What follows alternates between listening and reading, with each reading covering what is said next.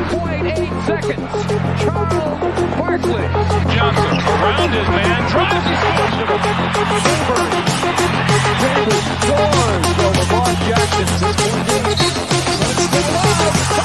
points. Stoudemire scores. Rejected. What a defensive effort that time. Crowder looking for the alley. Kevin Durant. Break it out here. With the long one, won't get it. Long rebound. Finds Booker. This is no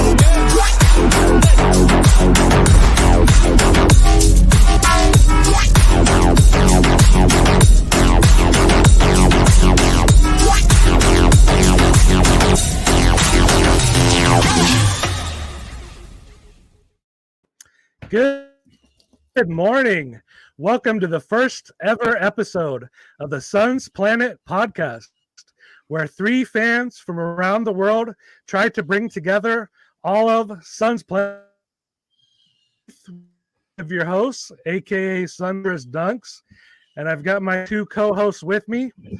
First, it's 1 a.m. his time. He's the Thunder from down under, Sir Hammo. How you doing, mate? I'm doing awesome, man. Thank you very much. This is very exciting indeed. Awesome. And then the third piece, he's no longer the hottest free agent market. Nick, how you doing? Well, I'm doing all right. It feels a little bit strange to be back from Taiwan, off the free agent block, but I'm just excited to be part of an all-star team. That's what it's all about, chasing rings. That's what I'm here for. Yes, sir. This guy, first episode ever, and we already had to throw the entire show sheet away and start over with all the rumors. Is this what podcasting is like, guys? Yeah, a lot Every of last-minute changes. So, of course, there are a lot of rumors swirling around the Suns and DeAndre Ayton right now, and we'll talk about all of that. Since this is our first episode, we do first. Keith, I live in California in the Bay Area. I've been a Suns fan since the late 80s. I grew up in West Virginia in a small town. There were no pro sports teams of any kind anywhere near me. Dad was a Lakers fan. I said, hell no, get out of here with that. I can't be no Lakers fan. So I saw Kevin Johnson running around, cooking fools, making them look silly in those short shorts, the purple and orange. I just fell in love immediately. Been a diehard Suns fan since then. Watch almost every game. I'm one of the most optimistic Suns fans. These guys will have to keep me in check. He's my favorite player ever, but DeAndre Ayton is my favorite player right now. And with all the rumors around him, it's a little tough. But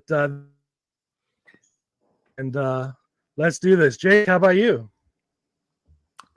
Gosh. So what are we discussing? How long we've been Suns fans? I'd have to go back to the Barkley era then for sure.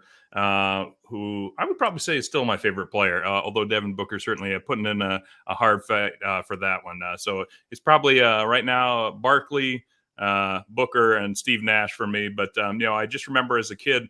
A long time ago, my older brother was explaining to my parents that Charles Barkley had beaten Michael Jordan in the championship, and I was too young to understand that it was a best of seven.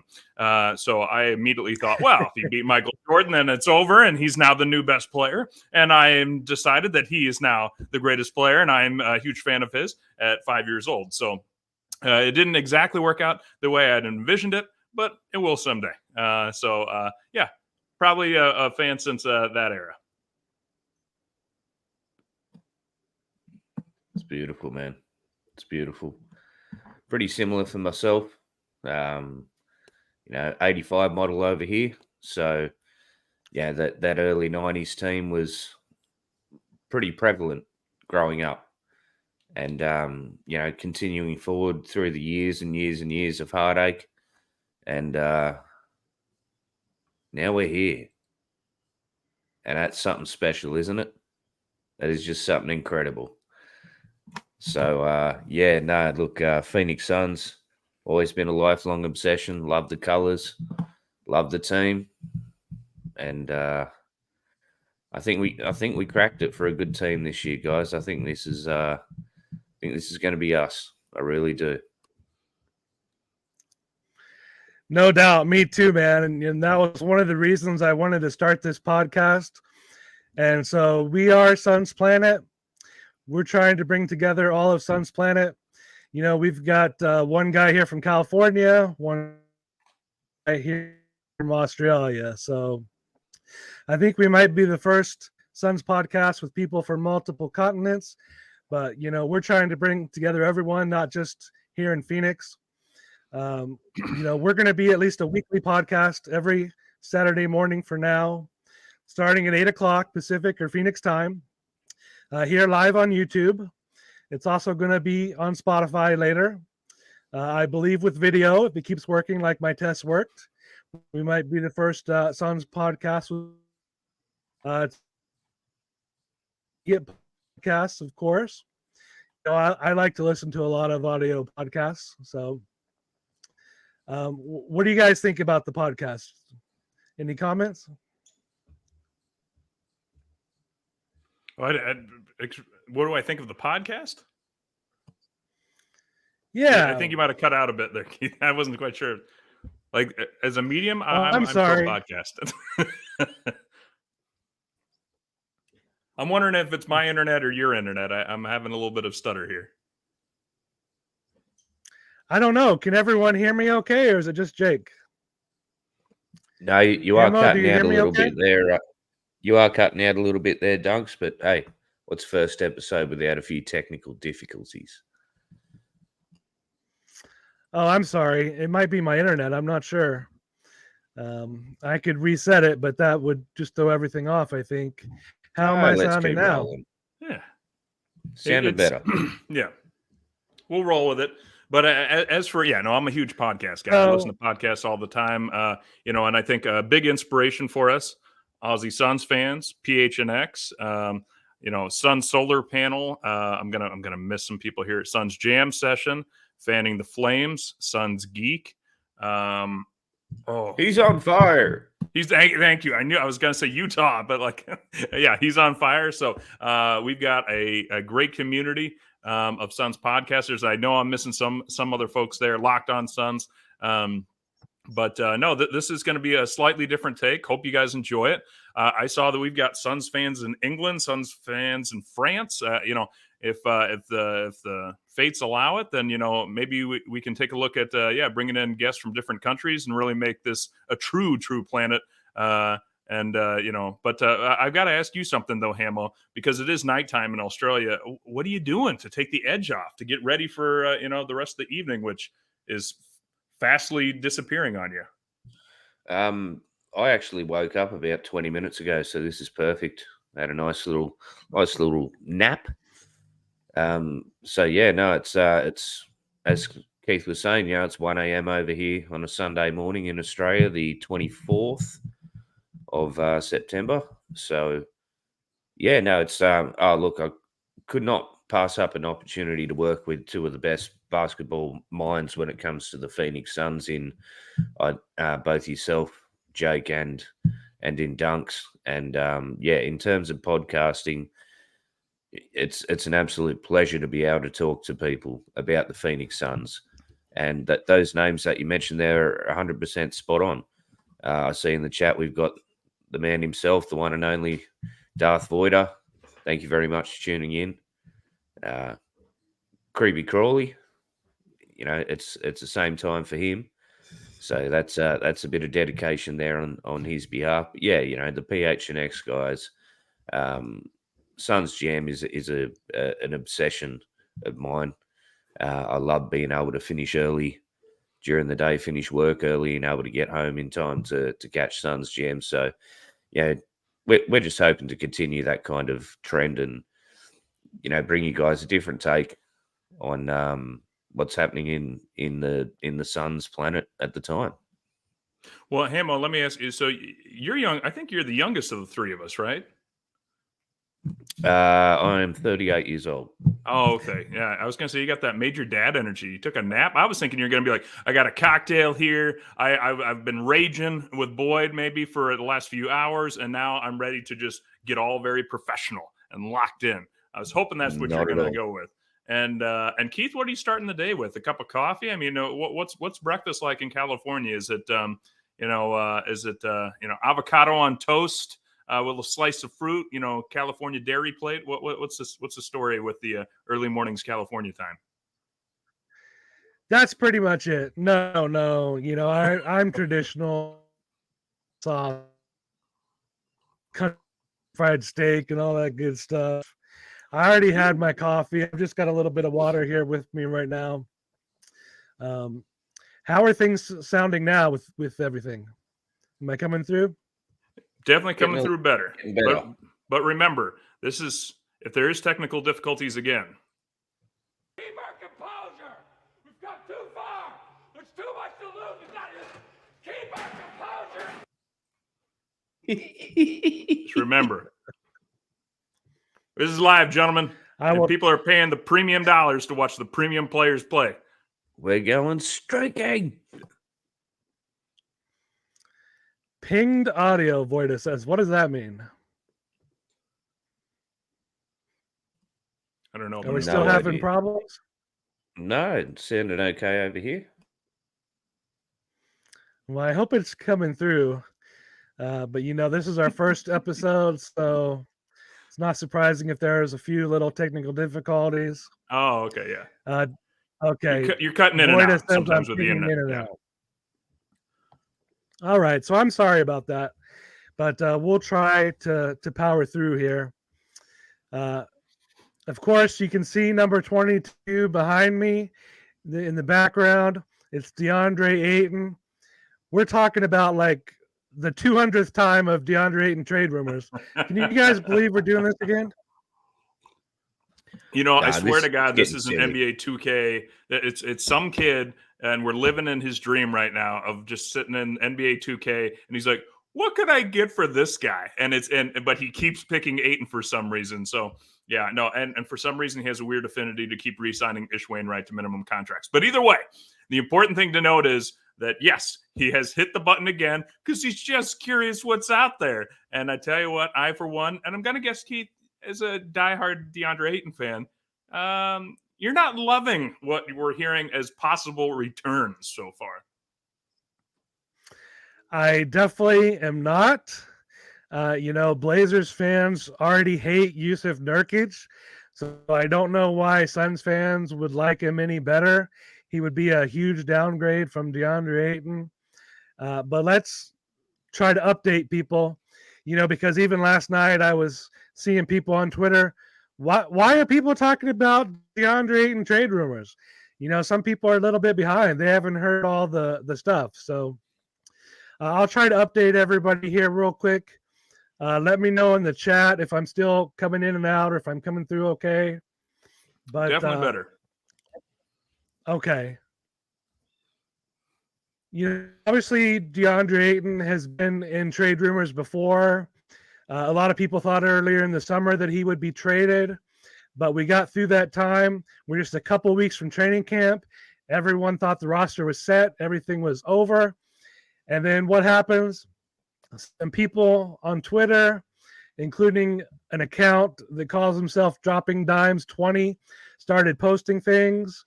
If this guy is the same person, he's been right or had some info before maybe. So he started saying things like, a Dame Lillard trade was close, that, Portland likes Ayton, that Ayton could be the domino effect or the key that unlocked. So Gambo from 98.7 Arizona Sports chime in. PHNX came in and said, there's several teams being aggressive. Teams like Chicago with Zach LaVine, teams like the Raptors with OG and all the players that they've got. And, they said that, Phoenix could be a dark horse team. for a Dame Lillard trade as maybe a third team or a fourth team. And then right around the same time, John Gambo, said that he thought a Dame Lillard trade was going to happen in the next 24 hours. Well, it's been 2 or 3 days now, so that didn't happen. But he also said if the Blazers make Yusuf Nurkic available, he expects the Suns to have interest. And so, of course, that's all people have been talking about the last couple of days. They said that they've heard there are talks between Portland, Miami, Phoenix, and Indiana as the fourth team. Obviously, Indiana has a problem with Buddy Hield, and they need to trade him. So maybe they're going to get in on some of these trades. And PHNX said, obviously Nurkic for Ayton doesn't work straight up, even with the salary, but we could maybe take other players back, like a TJ McConnell from Indiana and or a Caleb Martin. What do you guys think about these rumors we're hearing? Well, so you always have to like how people are couching their language a little bit, right? So they're sitting there and they're saying, well, dark horse, wild card, maybe possible.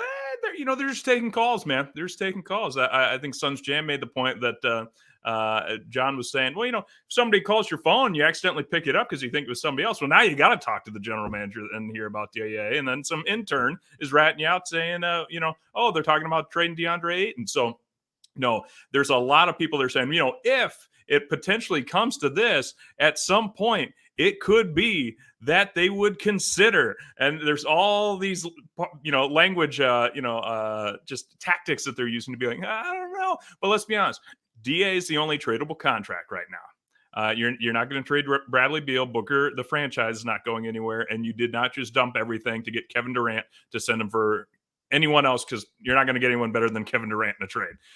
You can't trade most of the minimum contracts, so it's the only one to talk about, which is unfortunate, and because we all have a special place in our heart for DA. And I think if you're a Phoenix Suns fan, you're kind of naturally a fan of underdog teams. I mean, don't get me wrong, football season is here.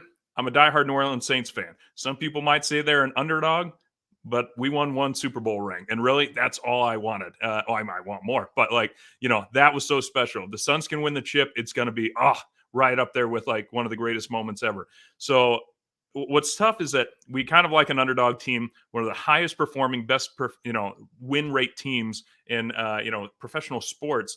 And they haven't quite done it yet. So it's an underdog team. DeAndre Ayton, first round pick, first overall. We got it. We finally got a number 1 overall pick. And he's been good. He hasn't been amazing. And so I think there's a spot in some of our hearts where it's like, but he will be. And when he does, we're going to be ready for it. So it frustrates us when we're like, well, this guy, Yusuf Nurkic, is an okay interior defender, and he gets about maybe close to 10 points a game, and he plays about 50 games a year. I mean, it's like, no. Like, let me live my dream of seeing DA take place. But that's the unfortunate thing. Tradable contract. We're going to hear it all year long. I don't really understand what it is with Suns fans and DeAndre Ayton. To what end? What's our, in social media terms, to what end do we want DeAndre Ayton? Every chance we get, his name is being thrown up for trade bait, considerations for moves, 3-team moves, all that kind of stuff. What do the social media Suns fans want? Do we want DA, or do we just want to keep bitching about him and look at every chance that we can to move him on? I think this is going to be DA's best chance to show us what he can bring to the team. And I'm honestly, I'm getting pretty damn sick and tired of people wanting to trade him at every chance we can get. The Suns Jam session did an absolute brilliant job the other day of breaking down the statistics difference between DA and Yusuf Nurkic.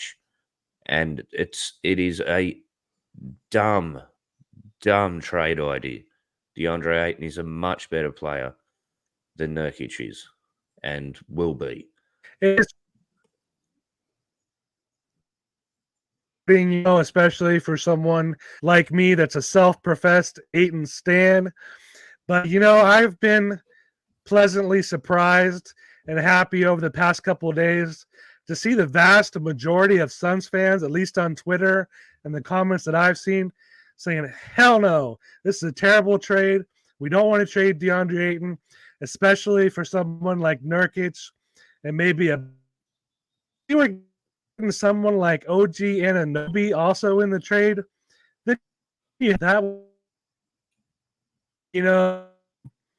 the few fans that I have seen trying to rationalize this trade, they're saying the things that we heard earlier in the summer. They're saying things like, we're a top-heavy team. We don't have any depth. We need to trade DeAndre Ayton for 3 or 4 players so we have. Do you guys cook in free agency? Did you not see us sign Eric Gordon, Yuta Watanabe, KBD, Ball? Come on now. We have depth. We are one of the deepest teams in the league. Downgrading at the starting center and getting a couple players that really are not better than guys like KBD and Eric Gordon, what does that do for us? We have a chip squad as it is. We added 2 of the best players in the league over the past year. First, we added KD. I'm rocking the jersey today. You can't quite see the 35 there in the picture, but I'm rocking the KD jersey. We've only seen the season. Then what did we do? We added Bradley Beal. This guy averaged 30 points just a couple of years ago. We have a great top 4. We have a good 5th starter. In my opinion, is KBD. Could be a couple other players. We have Eric Gordon, possible 6th man of the year. I think we're a super team. What do you guys think? Well, yeah, absolutely. Are we a super team? Absolutely, we're a super team. I think Vegas even recognizes us as one. But I think it. Let's not start trading away key pieces before we even know if they fit. Yeah, I think Coachy Frank, as Boyd is, loves to put a song together with his name, and get the head bob going. But no, Frank wants him, and why wouldn't you? Like, he is a big man whisperer. Like, everywhere he's gone, he's had a positive impact on the big men there. Obviously, with LA, a little bit already established, but Vucevic, Roy Hibbert, guys that Hibbert was nothing after he left Indiana. Roy Hibbert, so wow. So I think if I'm Frank, oh wow, am I licking my chops to get out there on the court and work with my team to try and get Ayton in the best possible position. And Ayton's always been maybe he wants to shoot an occasional 3-pointer or something, but he likes to play defense. I get people always knock the hustle and is he paying attention all the time. But I could see Frank selling him on, hey, you become our street sweeper, man. Like, if somebody comes in the paint, you wreck them. You stop everything that comes in there, and you will become, because it's not going to be Beal. He's not going to be a lockdown defender. Booker is a good defender, and Durant is good, not great. So DA and Josh Okogie potentially could just wreak havoc on the defensive end, and then just easy shots from the other 3. I mean, they're going to be sharing it the whole time. But if I'm Frank, please do not send DA before I get a chance to work with him in training camp. I mean, it would be one thing at trade deadline when we'll know a little bit more. But my goodness, come on, guys, you can't be like, Nurkic, who's a solid player. I'll cheer for him if he shows up. But to me, it's just you're sending things away before you can see how exciting it could actually be, and that'd be a bad move. Well, if you listen to the NBA players themselves, isn't Andre Drummond the greatest rebounder of all time? Uh, hey man, I love me some Andre. I love the classic back down big men, and Drummond was one of the better ones. Absolutely. Uh, Yeah, look, I don't know what it is with this DA thing. We're just always going to be unhappy as fans because he's, as you were saying, our number one draft pick. So people are always going to have very, very high expectations from him. But in terms of big men, I think we have one of the best big men in the league at the moment. Obviously, that's with rose-colored glasses. But looking at potential, I can't see anyone that's going to be better for us right now that fits the mold like DA does. And I really think we just need to just watch this space. We've been saying it for years. And yes, honestly, in my mind, this is DA's last chance. You got to give him half the season. You got to give him half the season to adjust to a new coach, new style of play, basically a new game for himself and the people around him before we can even think about moving him on for other pieces. That's definitely the thing. I think this is not the time. We've got a big man whisperer in Frank Vogel. This is the perfect time. I've just turned off my YouTube on my phone. Hopefully that'll make me sound better. I was gonna say you just I cut out see for a we've while there. Oh, I still don't sound any better, huh? Oh, Oh, maybe man. not. There was about 5 seconds we missed there. But I was going to ask you guys, what do you think it is that Frank does? Like, I mean, they say that, big man whispered, but do you really think he's going to go up to DA and be like, listen, I'm going to need you to play a little bit better on defense. I'm going to need you to make sure nobody gets close to the basket. And I really appreciate everything you're doing here. Thank you. Or is it something more mental? Like I'm curious how that would go. Hey, just give him a little tickle if he comes into the paint again, and that'll throw him off. It could work. It could work that way. Because I think the whisper gets thrown around a little too much in pro sports. This guy's a quarterback whisperer. This guy's a point guard whisperer. DA's way up there for Frank. He's gonna have to shout a little bit. Yeah, definitely. It's and this is one of the things about the brilliant coaches of all time, whether it be basketball, football, whatever the sport may be, is that you don't know what makes them great. You don't get to see those little nuances, those little intricacies on how they be able to, you talk about your Belichick's and Brady's. You talk about your Pat Riley's. You talk about your Greg Popovich's. Popovich, yeah. Exactly. What do they do that unlocks and brings out that dog and that competitive spirit and the talent within these superstar players or even average players who end up becoming superstar under the right coach? We don't know what goes on, and that's the mark of a great coach. Yeah, you hear all the great quotes and stuff. Vince Lombardi and whatnot. See if I can get this right. It's not worth winning if you can't win big. No, that was the villain from Mighty Ducks. No. It's losing feels worse than winning feels good, or something along those lines. Winning feels worse than losing feels good. Losing feels worse than winning feels good. It's something along those lines. So basically, like the losses hurt more than the wins feel good. Okay. But yeah, the I don't have a lot of stats or stake to go on with Vogel because he's a Lakers bloke and we don't watch them very closely. Who are the Lakers? I don't watch them very closely. The Lakers of Minnesota? Love that team. Yeah. The land of 10,000 lakes. Yeah. That makes sense. I don't know much about the Los Angeles Lake. Yeah, no. Idiots. They don't even know La Brea geography Tar over there. Pits, maybe. That's probably as close as lakes that they have. But no, I mean it's going to be very interesting to see what he can do. We've got a little back and forth going on in the chat. We've got some weirdo named Creepy Crawley saying, "Will help with our future cap dilemma." Come on, man. Get out of here with that stuff. You talking about the salary cap? We've never won a championship. We are in to win the championship. Voice says in the chat, winning isn't everything. It's the only thing. Get out of here with the salary cap stuff. I don't want to hear about that. Make a trade if it makes us better, period.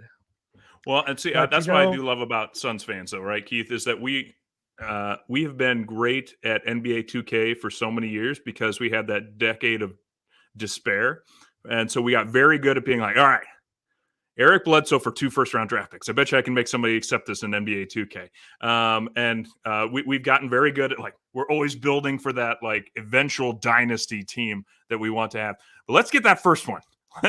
Let's make sure we get the first one. You know, I don't care if we are, you know, the Los Angeles Rams who won the Super Bowl and then the next year just were horrendous because everyone was hurt, nobody could play. I mean, this year a little bit mixed, but like I'd rather make sure we go out and get one than sit there and be like, I don't know, just in case. Let's get this Shaden Sharp. Maybe there's some potential there. I get the mentality, but I think this is as close to a sure thing as the franchise has ever had. Hammo, I think you were getting at that early at the beginning, right? Where we have the 7 seconds or less, you know, Barkley's teams. And for a while, it was like, okay, very good teams. We have a great shot at the championship. This on paper is even better right now. We have an incredible. Not even just for a Suns team, but I think in terms of teams, basketball teams throughout history, especially more recent history, I can't think of a better team on paper than what we've got right now. Just can't.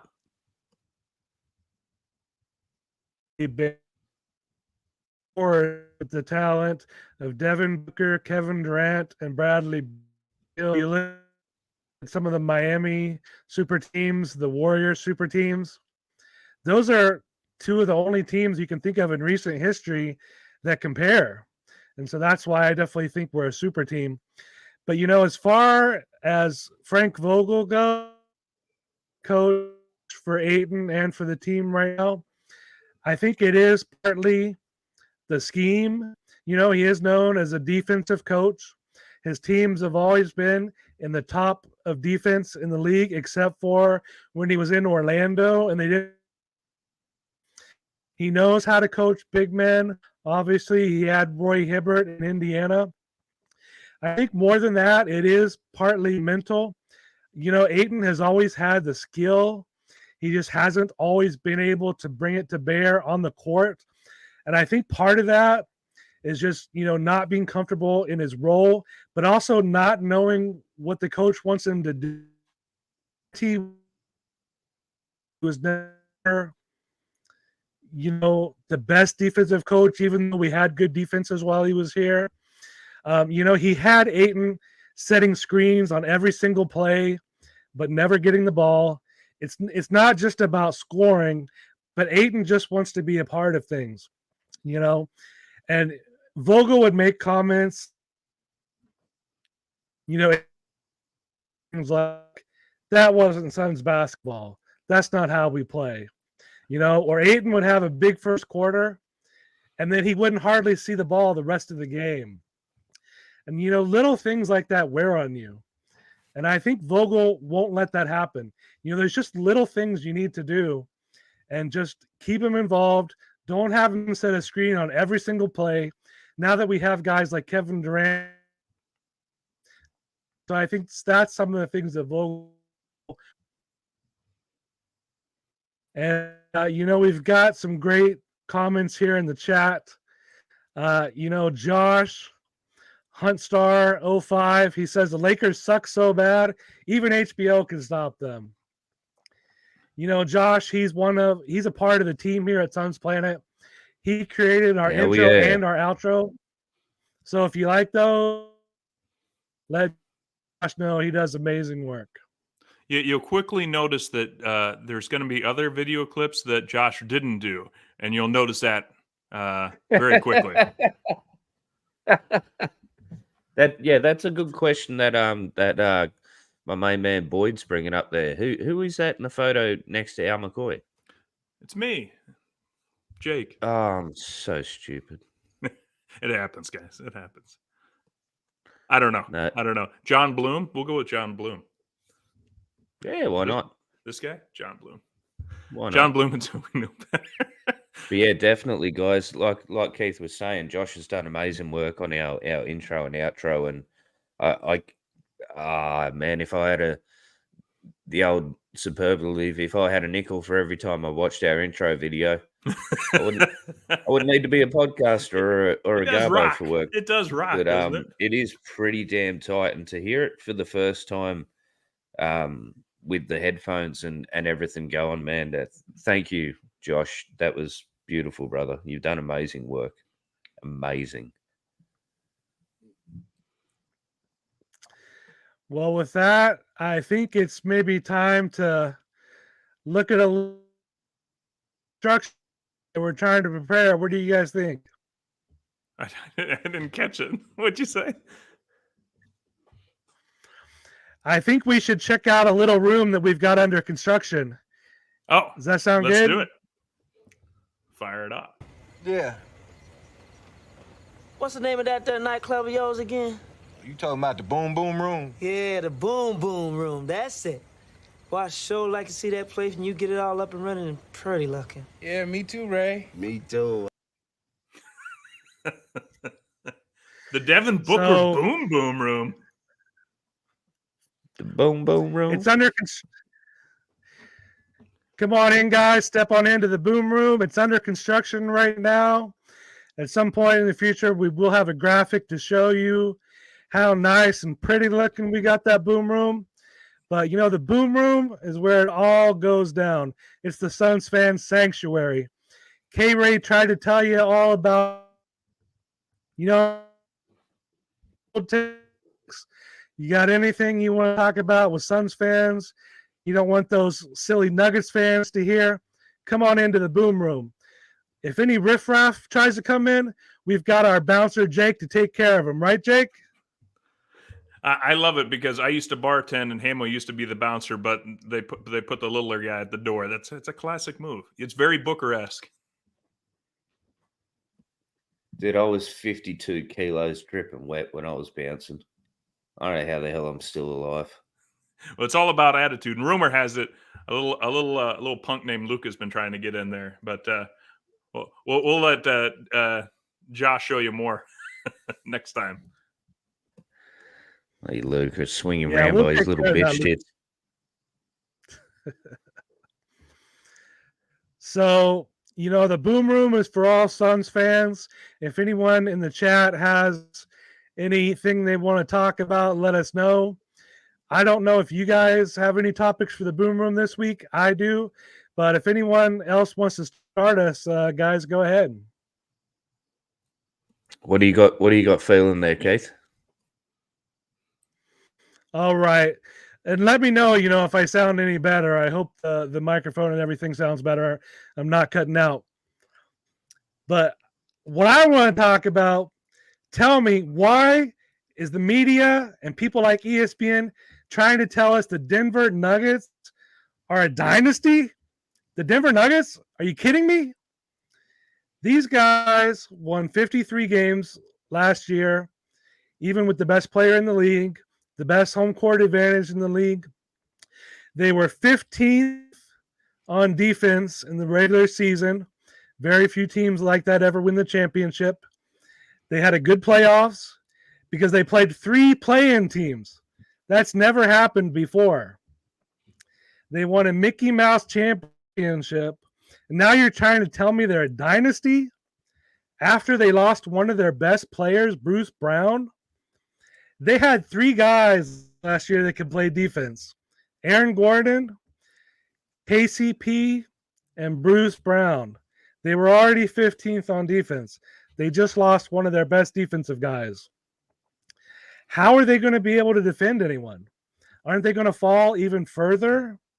They barely had a good enough defense to roll through play-in teams last year. How are they going to guard Devin Booker, Bradley Beal, and Kevin Durant? There ain't no way. I think they're going to be 3, 4, 5 in the West. I don't think they're going to get back even to the Western Conference Finals. But if they do, no chance they beat Phoenix. Denver Nuggets with their current team, they're done. Not a dynasty. Get out of here. Well, Go I on, think, Jake. yeah. I will. I want to be a total homer here, but I remember thinking of that the entire time Denver was rolling through the playoffs. Like, they're overrated, and I get it. Nobody should have been afraid of the T Wolves.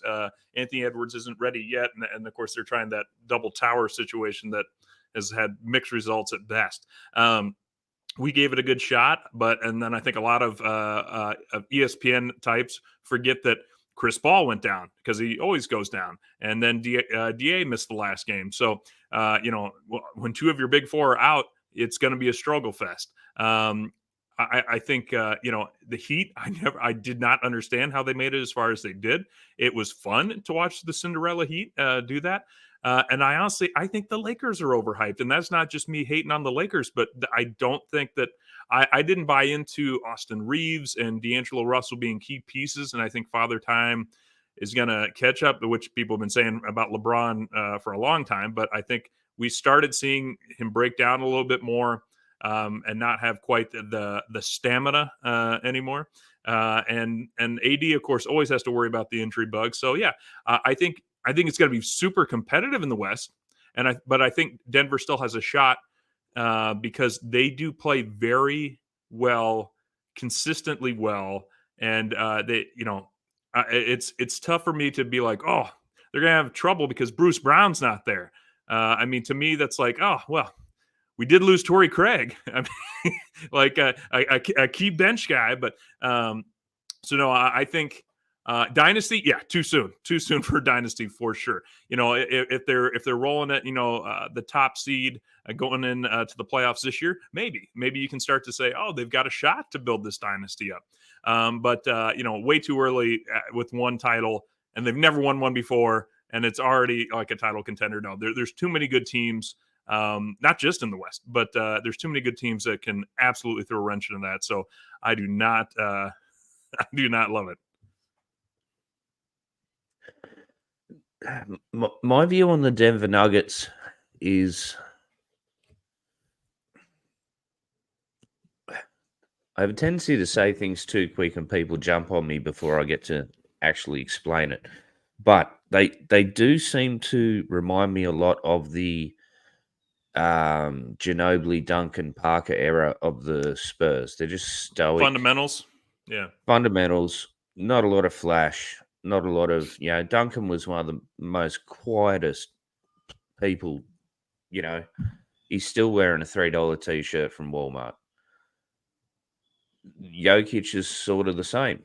He won his championship. He went back home and was upset that his horse didn't win a race. He ain't out there popping Cristal, being J.R. Smith rolling around with no shirt on for the last 6.5 years. No, Smith took it to the golf course now. He's a pro golfer now. So that's right. Yeah, I forgot about that. Calmed way down when he realized he was not nearly that good to pull that stuff off.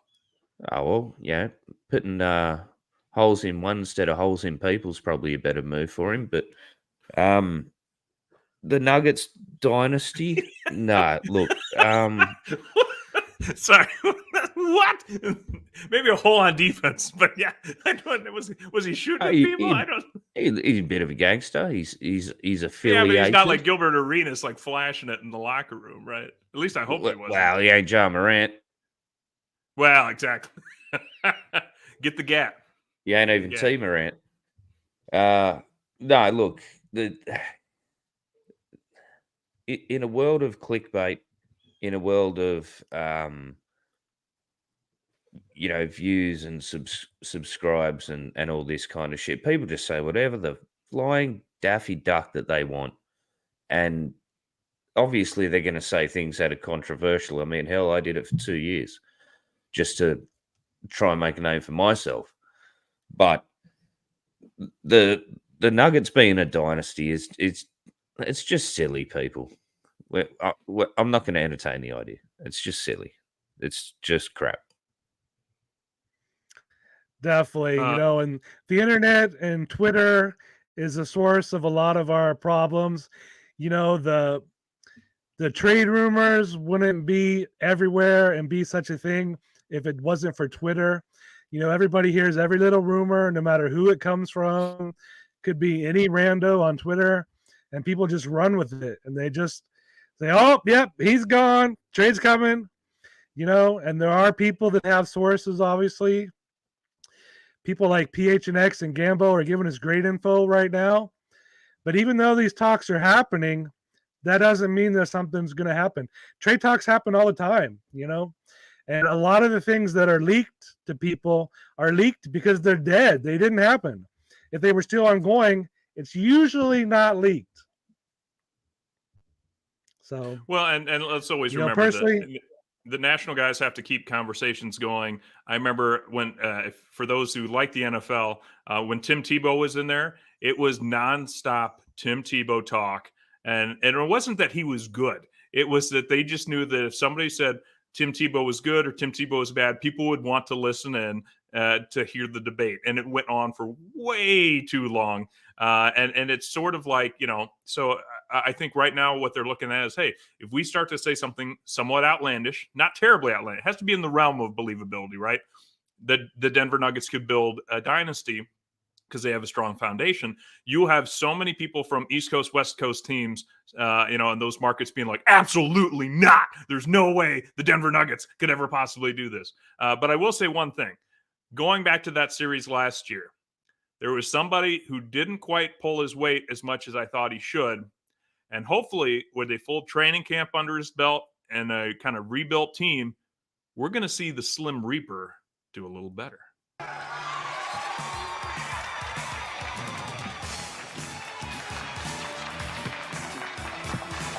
You might be a king or a little street sweeper, but sooner or later you dance with the Reaper.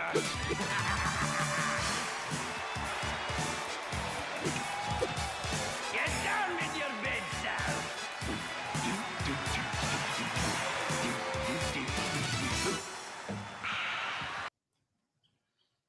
Gonna have to see the Slim Reaper get a little bit more death-like in these playoff matches. I think that's going to be the key in this upcoming playoff season. Hell yeah, man. And definitely. guys, this is why you need to watch these podcasts as well as listen to them. Yeah, and you can. Exhibit 1 of a video that Josh did not do. But what did you guys think? What was I out of place? I know that there's a lot of DA stands out there, and I think I'm kind of one of them.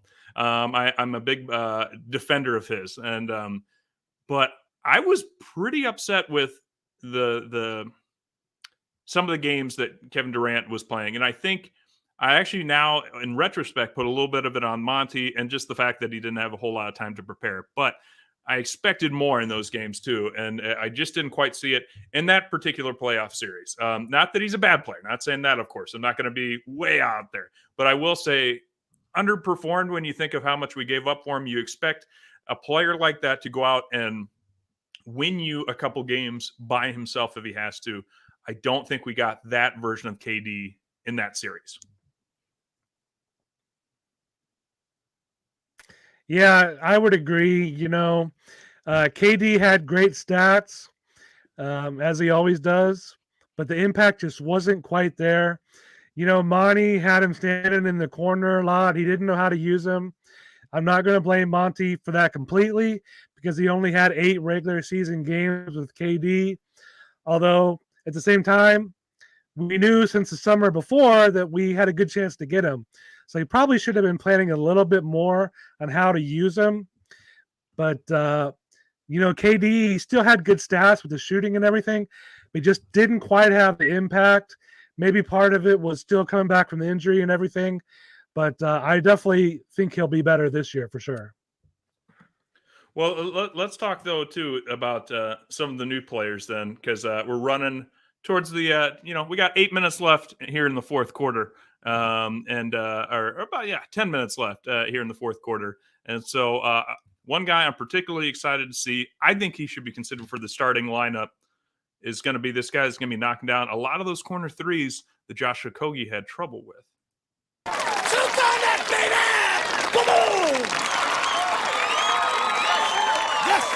Utah guy.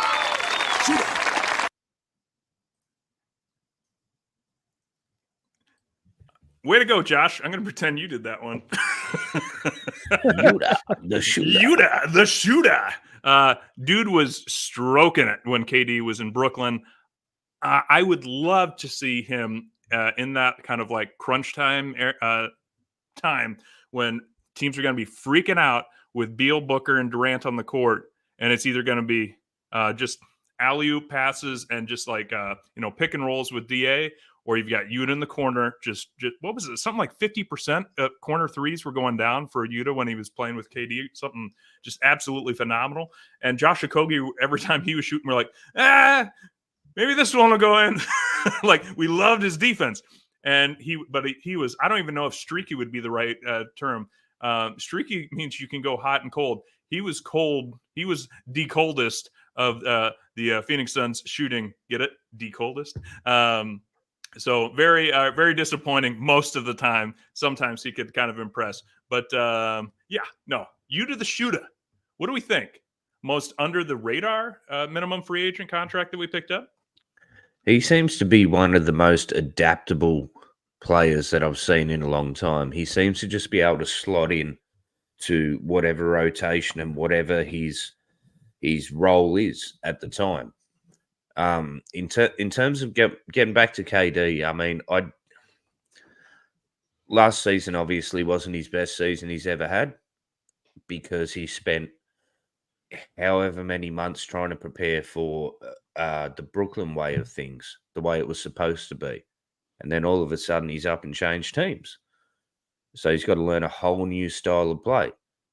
So I'm not too fussed on KD. I think this year, with the extra time he's had to train with guys like Book and so forth, we'll see the old Kevin Durant that we all know and love.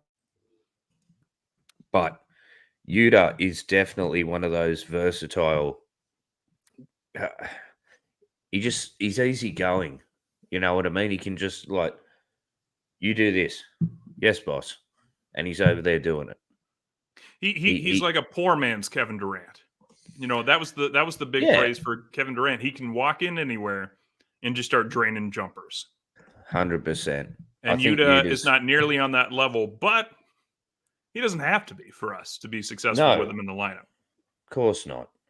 But starting lineup. What do you think, Keith? So personally, I think KBD, Keita Bates Diop should be the fifth starter. I want that length. I also think Okogie can play a little two guard rather than the three. We got a lot of forwards, especially with Yuta, and especially if Kamara actually pans out eventually and works his way into the lineup.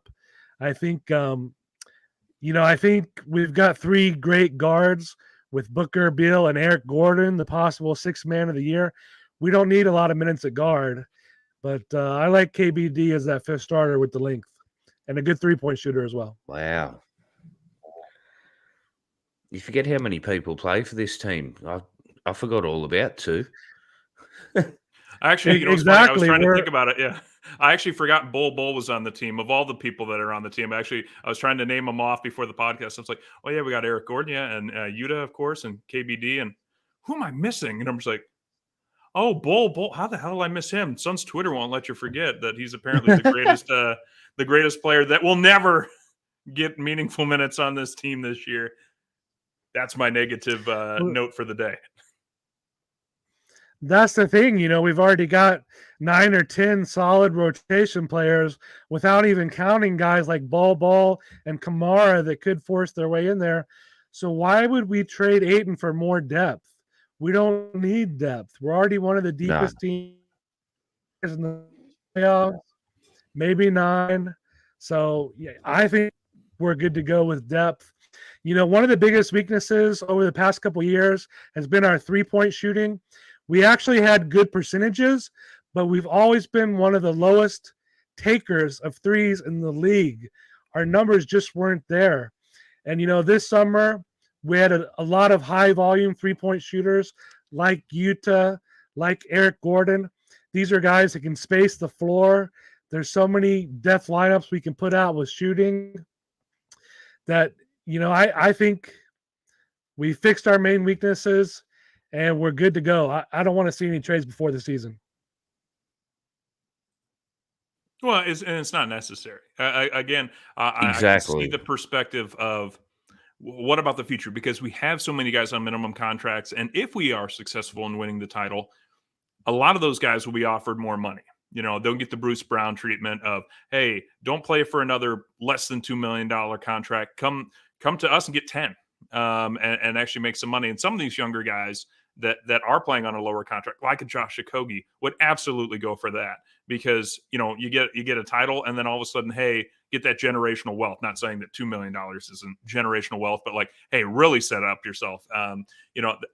So I could see that, because there's going to be a lot of turnover. And then next year, when we're celebrating 365 days on Sun's planet, we're going to say, oh, what do you think about these new 6 guys we just picked up? And it's going to happen again. But the solution is not Yusuf Nurkic and Caleb Martin and Shaden Sharp right now. That's not a solution. It's not a realistic one to be like, oh, well, we've got our key 8 back.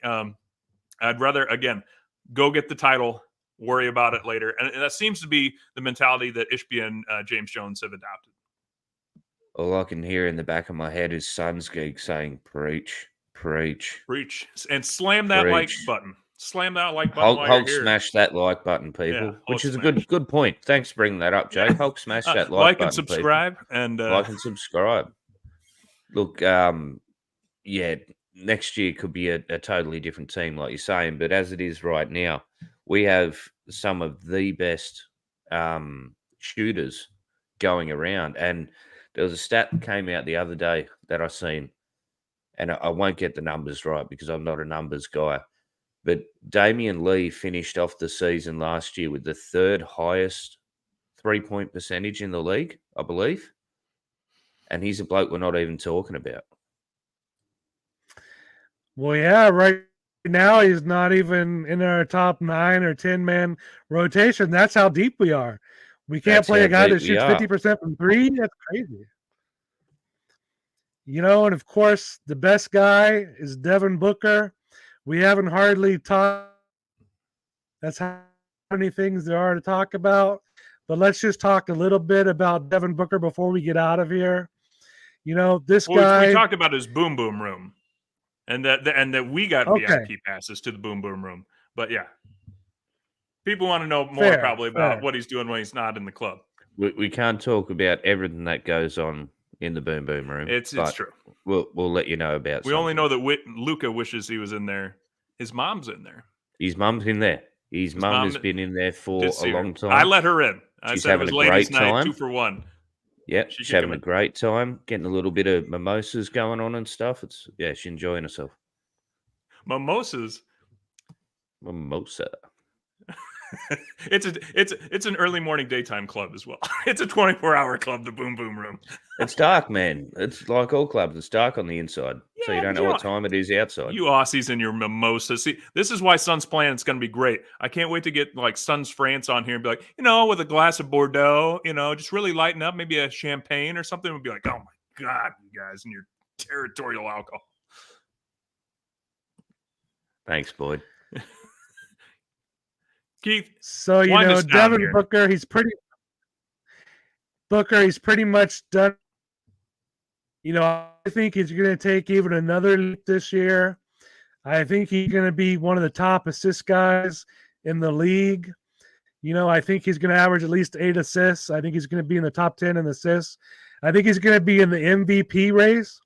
I think there's really 3 people that the MVP race is going to come down to, and that's Giannis, that's Booker, and that's KD. And I just hope one of our guys wins it. What do You take this one first. MVP? Hammo. Yeah. Oh, look. It could be you're Bull always Bull gonna have, from according to Sun's Twitter. Bull Bull is a great under the radar option for and MVP. just throwing it back a little bit too. Voiders. I've never heard Lob Lob before. That's Lob just Lob brilliant. of Bull Bull. Instead of Bol Bol, Lob Lob. That's just funny. Kevin Durant's always going to be an MVP conversation, same as your LeBrons, same as over the previous years, your Kobe's, your top tier people. The national media sleeps on Booker. They always have, and they always will. And personally, I'm okay with that. If the national media, or even international media, obviously being overseas, if they want to keep sleeping on him, good. It only means better things for us. If the national media isn't paying that much attention to him, well, then maybe other teams aren't paying that much attention to him. But having that twin threat of Booker and KD, you never know where it's going to be coming from. And definitely both of them should be in the top 5 consideration for MVP. Even right now, regardless of what happens with this season, they should definitely be in the conversation. But I still think the media is going to favour your bigger name, Kevin Durant, over Devin Booker. And I'm cool with that. Well, let's not forget that the media thought that Chris Paul deserved more MVP votes at one point than Devin Booker in terms of he was trending that way of a couple of years back when he was with us. So you're right. I think that Booker is a little bit forgotten sometimes. I think he's going to be more noticed than ever before this season. And at first, I was very much of the opinion of Darth Voida that there's going to be too much firepower, that they're going to eat into each other's stats a little bit, and maybe nobody's going to go off consistently and just dominate. So I could totally see that. I could see Durant, Booker, and Beal all getting in the low 20s for points, and people will just say, well, that can't really be an MVP, can it? But and thinking about it a little bit further and hearing from our great friends, across Suns pods, I am a little bit more now convinced that if the Suns have the best record in the West, which is certainly in the realm of possibility, then you look at who the best player is and who is the leader of the team. The leader is no doubt Booker. And I think they'll point to him and say, yeah, this is our best guy. So I think actually the new rule against, was it not clock management? What am I thinking? Load management and resting players in between games and the penalties for that, I think actually might help somebody like a Devin Booker and potentially even Kevin Durant be more in the conversation, because all of a sudden these guys that maybe they were just going to take a night off against the Detroit Pistons or a team that's really starting to tread water towards the end of the season, then all of a sudden it's they don't have to do that, and they're coming in, they're going to drop 30 and try and check out early in the game. And so we might run over a few teams, and then they get to rest in the fourth quarter. Then and all of a sudden you might see a little bit more of that. So I think best player in the best team, that if that's how the voters are going to vote, which it's kind of hard to figure each year. It seems that they change it all the time, right? I think Booker's got a shot at it if it's going to be that. But otherwise, I think, it can be a little choppy, but I think Booker, if anyone's going to be in the conversation. Yeah, maybe I'm too optimistic, but I think that this year, the media is not going to pull the Luka's the best player on an A seed. He's averaging 29 points. Let's give him the MVP. I don't think that's going to happen. I think over 51 wins. I think they're going to win at least 60. I think they're going to have the best record in the league, other than maybe Milwaukee. And that's why I think it's going to be tough to beat Giannis for MVP. But I think Booker can do it. He's starting to show everybody that he plays defense. He does all the little things. He showed it on the Olympic team. even for the next upcoming Olympics, he said, I'll do it. I'll be that guy that will come in and do all the little things. Suns are going to be on TV almost half their games next year. I think people are going to be tuning in. I think they're going to see that Booker is the leader of the team and that he does all the things that it takes to win. And so I think he's going to get a lot of votes. We'll see if he wins it. Well, and it's a lot But, easier to do the little things and play defense when you know that your team's going to be good too. And that's why I think you're going to see a shot in the arm for people like a Bradley Beal. It's all of a sudden a lot easier to convince yourself to play hard on defense, because if you come up with a steal and quick outlet pass, and you've got Kevin Durant and Devin Booker flying down the court, and DA ready to go jam it in as well, then it gets a lot easier to say, I'm going to, bust my tail on defense, because it's an automatic bucket if we get it back down there. So, no, I totally agree with you. It's a lot easier to play hard defense when you know your team's good. If you know your team's bad, that's kind of why you start to hear about the empty stats guys who are just, I'm going to take the defensive plays off and just try and light up the scoreboard. And it's the old thing too. Like, if you surround yourself with greatness, you're going to achieve it. Anyone who works in a team-based environment for their day job would understand that. If you've got one person that's not pulling their weight, not only is it you crack the shits with them, but it sort of brings the whole team down. It's like, well, why am I putting in the effort when this guy's just slacking off? It's got to be a lot more comfortable, a lot more relaxing, knowing that you're surrounded by people who actually care about their craft, who actually really don't want to fail. They thrive on success. Not saying that you can back it off on your end of things, but it's got to be a lot better knowing that you've got the people around there who are as dedicated as you are. If you Booker, then it's like your KDs, your Eric Gordon, your Utas, people that just want to thrive and do the best that they can. Uta the shooter. But no, it's incredible. And looking back from the last couple of years too, I mean, Booker was poised to take over this being his team, in my opinion. And then the Chris Paul trade happened, where Chris Paul came to the Suns. And I think his respect sort of made him take a little bit of a back seat and say, okay, well, maybe it is my team, but CP3's like the guy kind of thing. But now I don't see that with the Kevin Durant kind of thing, man. Honestly, it feels like it's Book's team now. It is Booker's team now, and Kevin Durant just decided to play for Booker. So I think there's a whole different perspective in Book's mind that's going on. It's like he's not pandering to someone who is in the twilight of their years. He's now with people who are just absolute easy money snipers. And it's going to be a beautiful thing, man. Well, what do you think, Definitely. Keith? And I was just going to say, what do you just think? real quick. Yeah. I think people are sleeping on Bradley Beal. A lot of people say he's too injury prone. He's this and that. But I've been watching this guy for a while. He's a killer. I wanted him really badly. I thought we'd have to trade someone like DeAndre Ayton to get him. I was willing to do that. But we only traded Chris Paul and Landry Shamet to get Bradley Beal. Are you kidding me? That happened on Father's Day. Yeah. Rest in peace.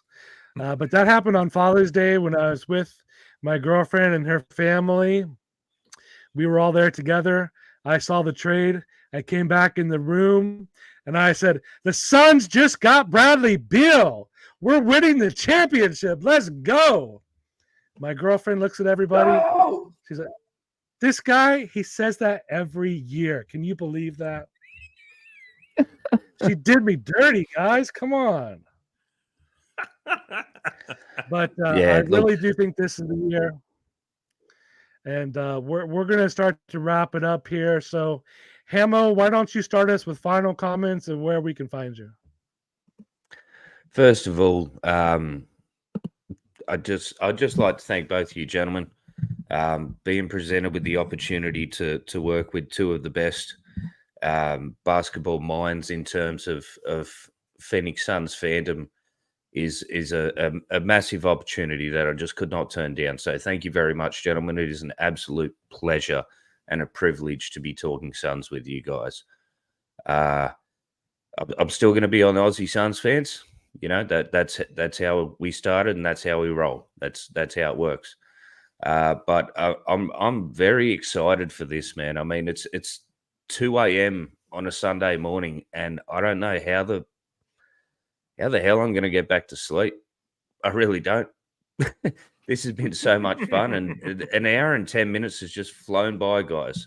Absolutely flown by. But we got a lot of exciting stuff for you Suns fans. So please share this podcast with your friends, your family, your teammates, your workmates, anyone who's a Phoenix Suns or a basketball fan in general.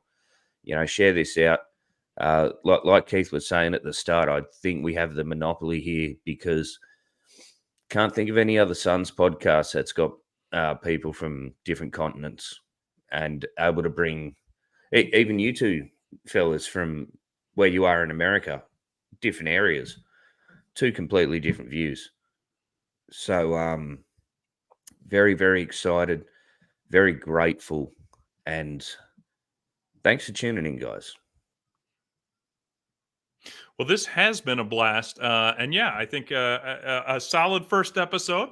I'm excited for where this is going to go. I was a little nervous to come off the free agent market for, a rebuilding team, or not an expansion team, shall we say, of Phoenix Suns podcasting. But, just like the Seattle Supersonics, Seattle would love to have a team come back, Vancouver, Canada, and Vegas would love to have a team. Well, Suns Planet now is the first expansion team for the Suns podcasting community. So we're excited. Drop a 5-star review in Spotify and any podcasting, and Hammo will read you a romantic poem in your honor while reading those reviews. He doesn't know that yet because I just thought of that as I went.